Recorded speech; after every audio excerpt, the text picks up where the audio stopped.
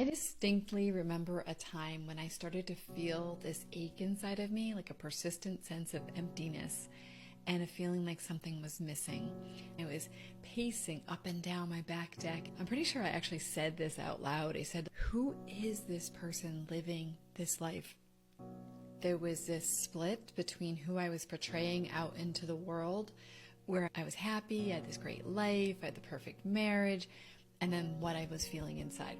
My mind, always driven to solve a mystery and to quell those feelings inside of me, was focused on finding someone I could blame, and I blamed my husband.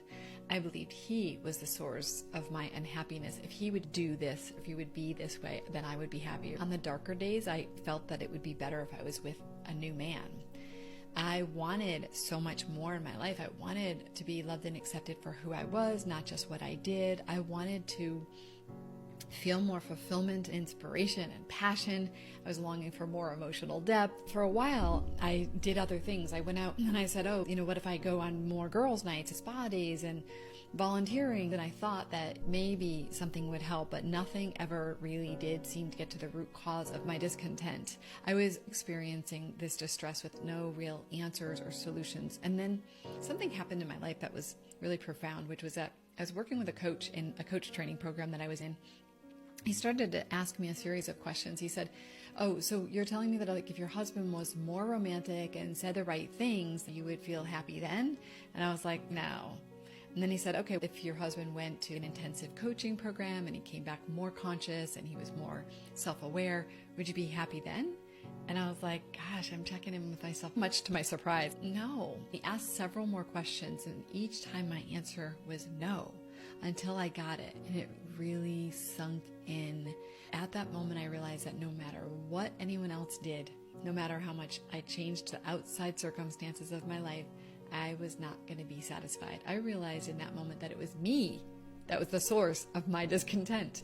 It was me that didn't love and accept myself because I never felt enough. Me that didn't feel validating of myself. Me that didn't appreciate myself. Me that lacked the emotional connection inside of myself that I was looking for with others. So it was such a huge awakening for me because I really had never even considered that as a possibility. On the one hand, it was a disappointment. On the other hand, it was a massive sense of empowerment and liberation for me. I realized, holy crap, I'm not a victim of my circumstances. It's a pattern so many of us learned as children, which is to look to other people, circumstances, experiences, and stuff for validation, love, safety, and happiness. And we believe that the best thing to do when you're not happy, look for new friendships, new marriages, new jobs. Then the right people will come in and they'll validate us and they'll love us and they'll appreciate us the way that we deserve. And if I had not learned this lesson, I would have sought endlessly, hoping someday I would find what was missing out there. And then I would get to the end of my life only to discover that the external world was never going to give me the things that I needed. It was never going to fill that empty hole inside of me. So what was my work? My work was to fill that empty hole inside of myself, to reclaim all the fragments of myself that I had cut off in a desperate bid to win the love and approval of other people and to stay safe, to remove all my masks and stop pretending that I'm anyone that I'm not, to reconnect to the truth of who I am. And this, my friends, is the essence of our healing and awakening journey. We often hear about it in passing. You should do your inner child work, or you should love yourself more, or do some shadow integration work, or heal your trauma. But we so often just don't know how. We haven't been taught how, actually. And we need a step-by-step process. That is where the Whole Soul Way program comes in.